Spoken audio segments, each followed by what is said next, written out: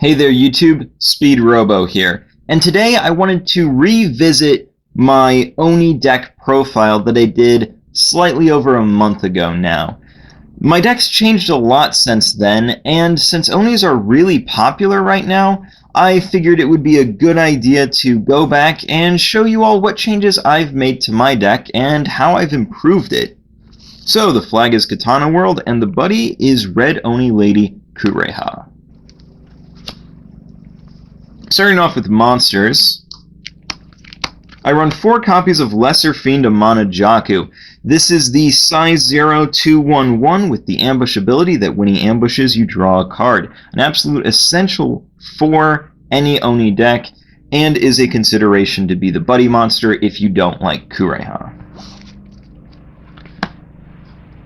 Going into size 1s, I run 4 copies of Fiend of Gaze Io, a 1/1 size 1 that with the ambush ability, and when he enters the field, you choose an Oni assassin on your field, look at the top 3, and put one of those into the soul.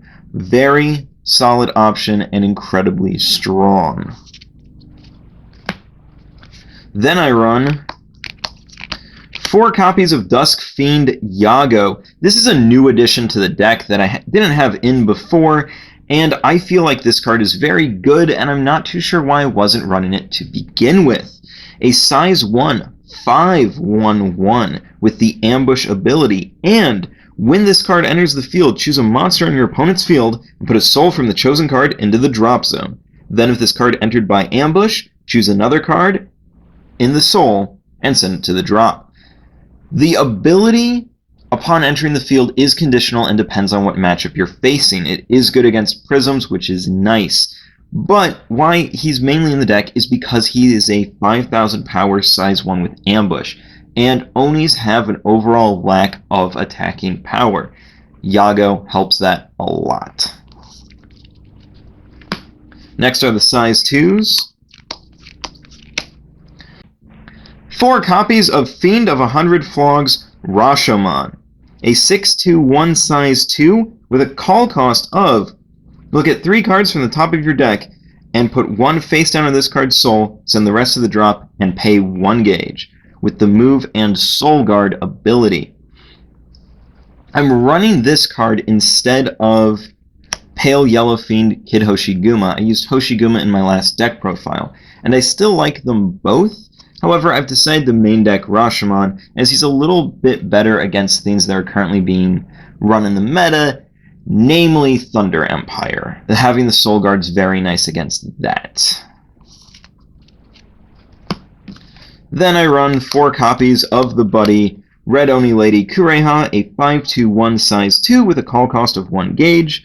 The move and ambush ability come standard on her, and when she enters the field, choose a card with ambush from the drop, add it to hand, then take a card with the ambush ability from hand, and add it to soul. So, very good stuff here. Sort of like a Dance Osmodai type card. I like it a lot. And the last monster is, of course, 4 copies of Oni Boss Kitabuki. Where would we be without him? 8/5 size 3 for 2 gauge, ambush, and double attack. When he enters the field, choose a monster on your opponent's field and destroy it, and then if he entered by ambush, deal damage equal to the size of the monster destroyed.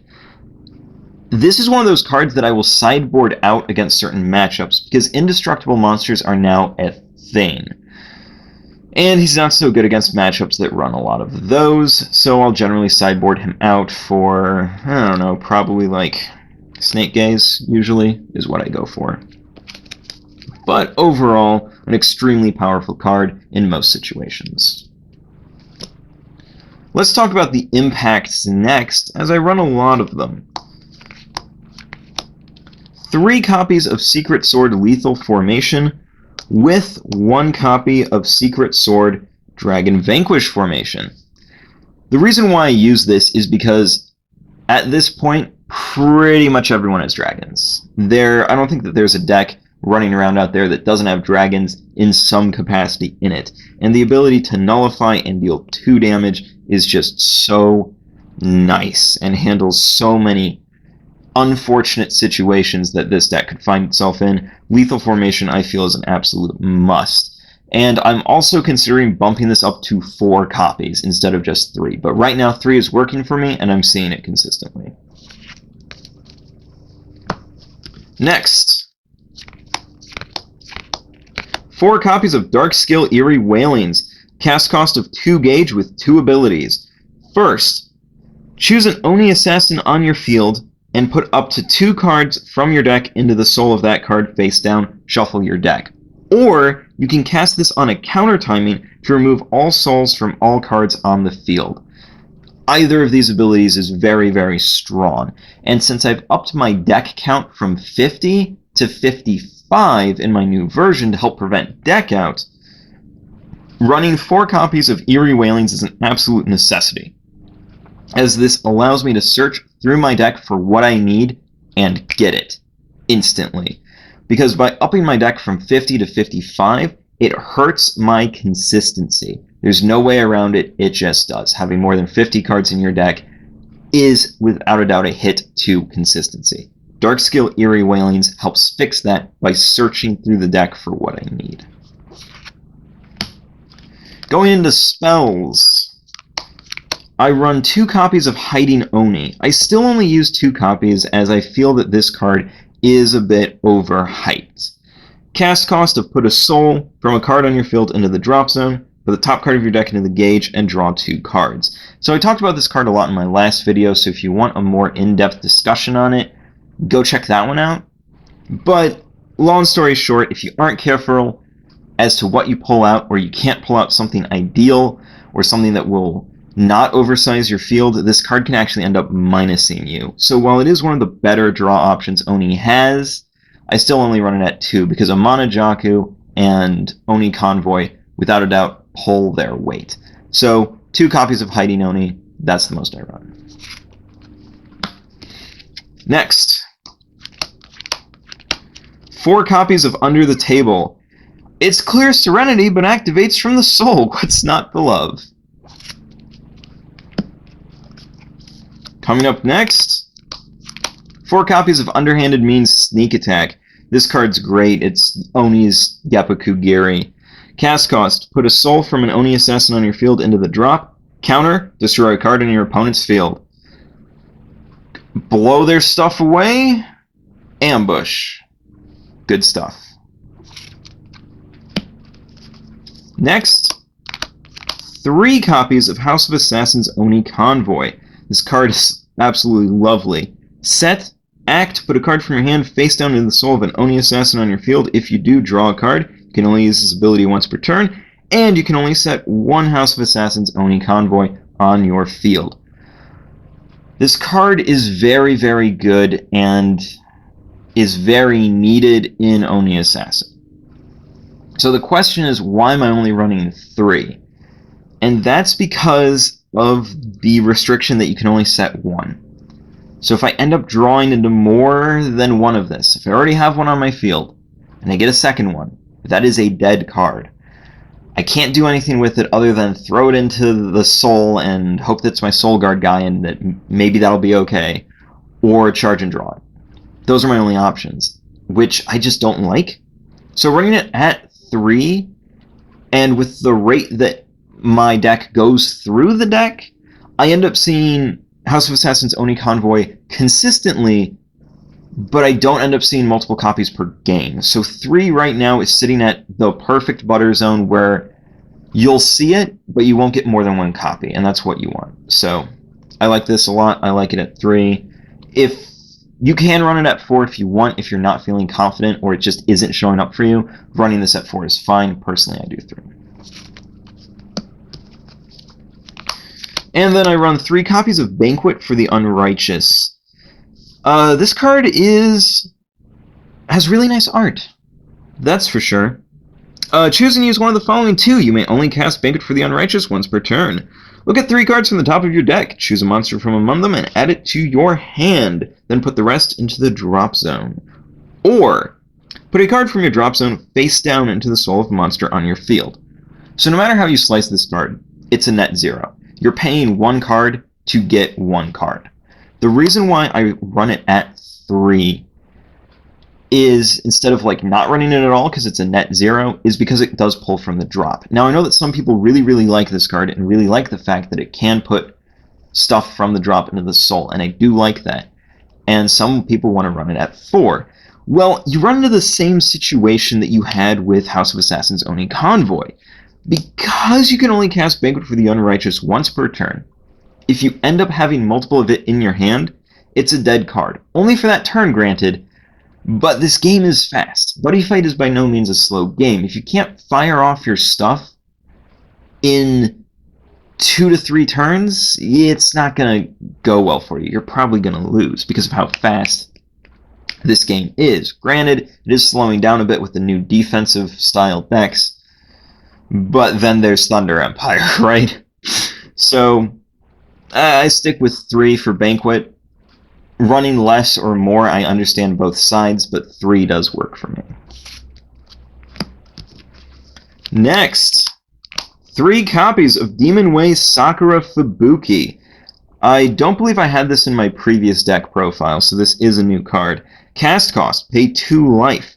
You may only cast this card when your opponent casts a spell. Counter, nullify the spell.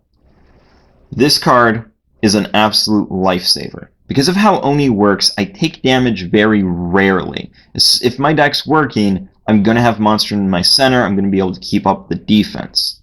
And a lot of decks these days rely on spells very heavily for their advantage engine, and specifically nullified type spells.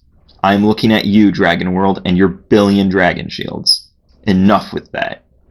Demon Way Sakura Fubuki handles it. Love this card. Highly recommend running it in pretty much any Katana World deck. The 2 life cost does seem a bit hefty, but it's actually more of a blessing than it is a hindrance, as most Katana World cards cost gauge, and a lot of gauge. The fact that this one costs life means that you can fire it off very consistently while still being able to do the rest of the stuff you want to do. So, I adore this card. I recommend picking it up. And lastly, 4 copies of Art of Explosive Hades Fall. This is the card that Onis were built for. Set, cast cost, pay 1 gauge and choose a card from your deck, place it face down into this card's soul, shuffle your deck. When a monster enters your opponent's field, you may look at this card's soul. If the card in the soul has the same size as the monster that entered your opponent's field, destroy it, deal them 2 damage, and put this card into your drop zone. So, do you like ambushing? Do you like destroying your opponent's monsters upon entrance and dealing them burn damage?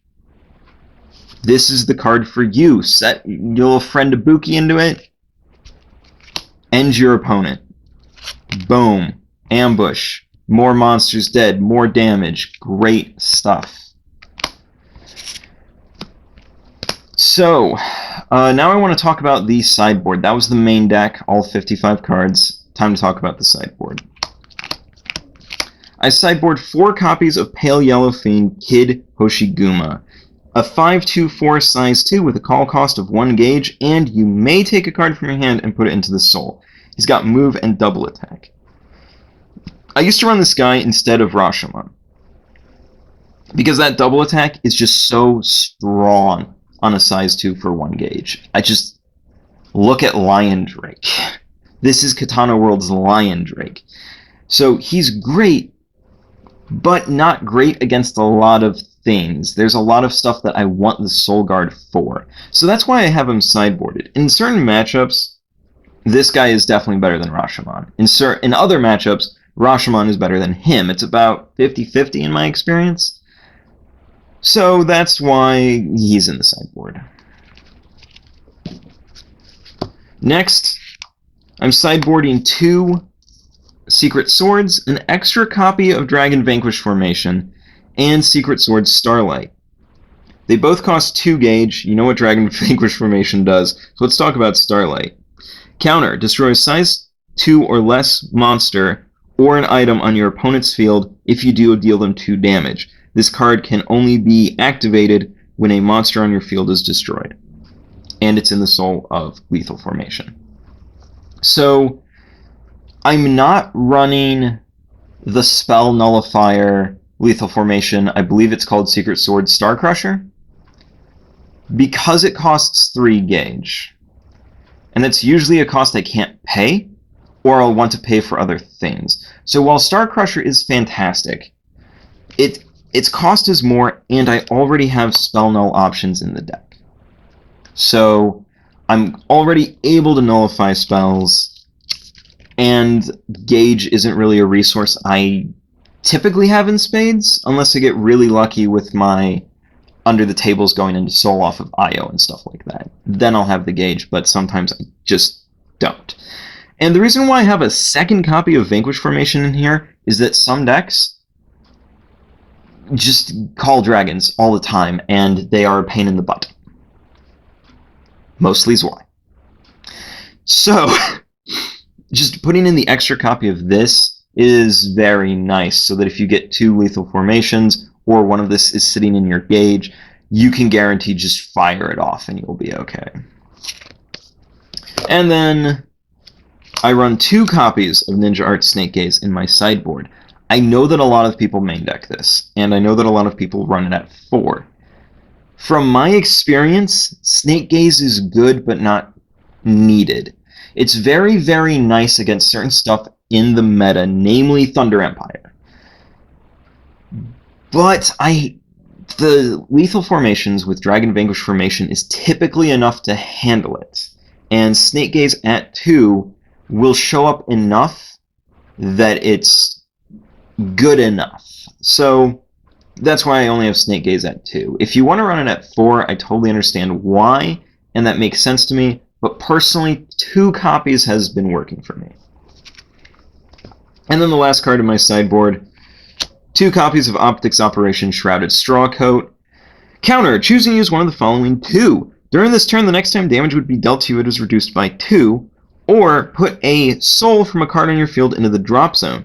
If you do, put the top card of your deck into your gauge.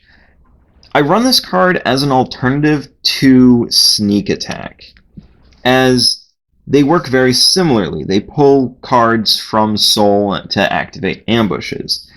Sneak Attack, I've found, is usually a little bit better. The gauge charge is nice, but the destroy is even better. However, sometimes your opponent doesn't run stuff that you really want destroyed. They'll run indestructible monsters, maybe indestructible items, no set spells, that sort of thing, and Sneak Attack just can't really cut it. In that instance, I will sideboard in Strawcoat. So that's been the deck. Thank you very much for watching. If you have any questions, please leave them in the comments below. I'm more than happy to answer them, and I'll see you later.